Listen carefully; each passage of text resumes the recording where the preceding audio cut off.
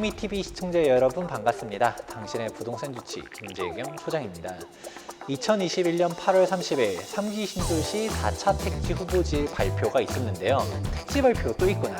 예전에도 3기 신도시에 대한 영향들 제가 몇 번씩 강조해드린 적이 있어서 이미 다 아는 내용이겠지만 그래도 어디가 또 지정됐고 이에 따른 영향은 어떤지 한 번씩 정리해 보도록 하겠습니다. 자, 이번에 지정된 지역들입니다. 일단 수도권이 많이 지정이 되었어요. 인천 9월 18,000, 위안 군포 안산 여기에 41,000, 화성 봉담 17,000, 화성 진안 29,000, 양주 장흥 6,000, 남양주 진건 7,000, 구리 교문 2,000. 그 다음에 여기는 이제 세종시와 대전 인근이네요. 세종 조치원, 연기, 대전, 죽동. 일단 기본적으로 수도권에 거의 대부분이 들어갔었고요.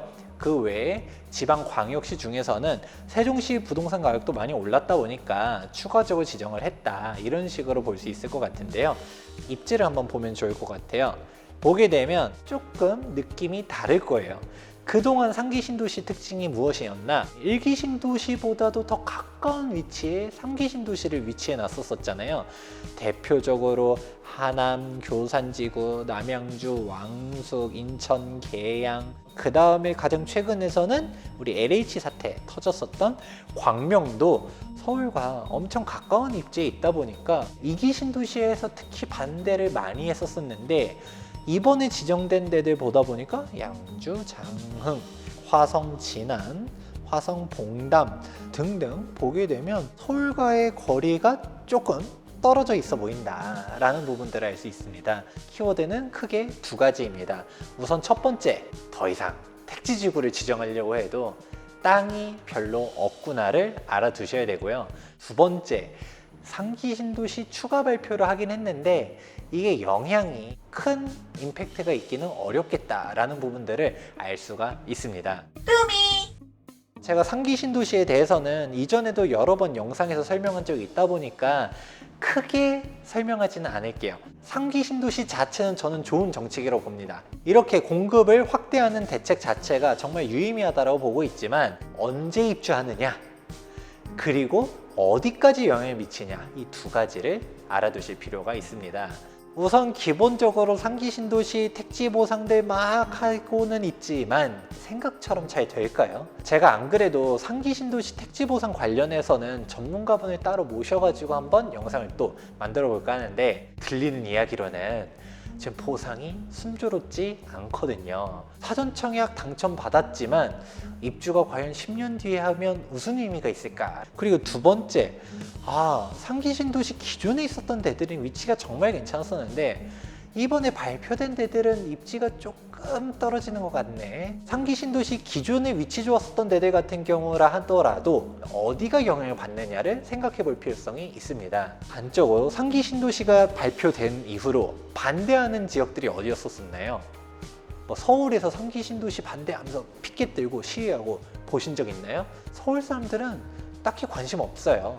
경기도에서 그것도 2기 신도시에서 많이들 반대를 했습니다.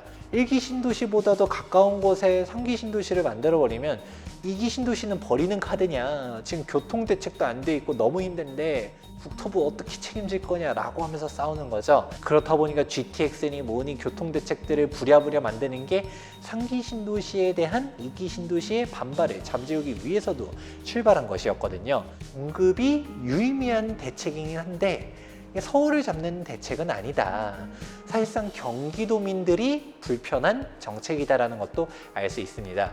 GTX가 있는 경기도권과 없는 경기도권에 대한 차이들이 점점 더 나타나게 될 것입니다. 경기도에서 차 타고서 서울로 가기까지 교통이 만만치 않거든요. 차량도 많이 막히고.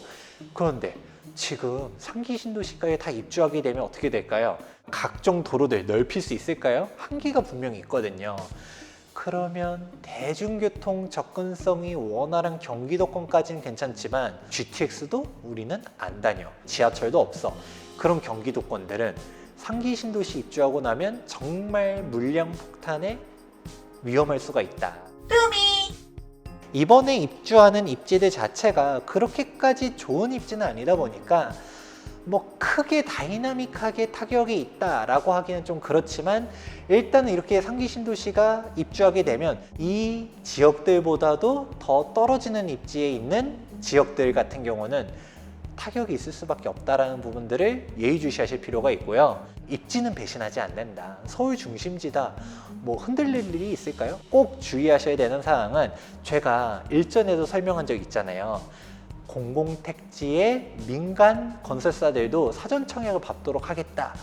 그리고 도심지, 공공주택 복합사업도 사전 청약 추진하겠다. 사전 청약이라든지 기회를 더 늘려줄 테니까 일단 좀 제발 기다려줘 라고 하는 거잖아요. 이렇게 상기 신도시 추가 지정도 그렇고 내가 기다려야 될 것인지 아니면 지금이라도 사야 할 것인지 한번 잘 생각해 보시기 바랍니다. 그리고 여기서 가장 중요한 포인트, 상기 신도시가 입주한다라고 해서 내가 주목하는 지역의 가격이 흔들릴 만한 입지인지 이 부분을 잘 생각해 보시면 정답은 나와 있습니다.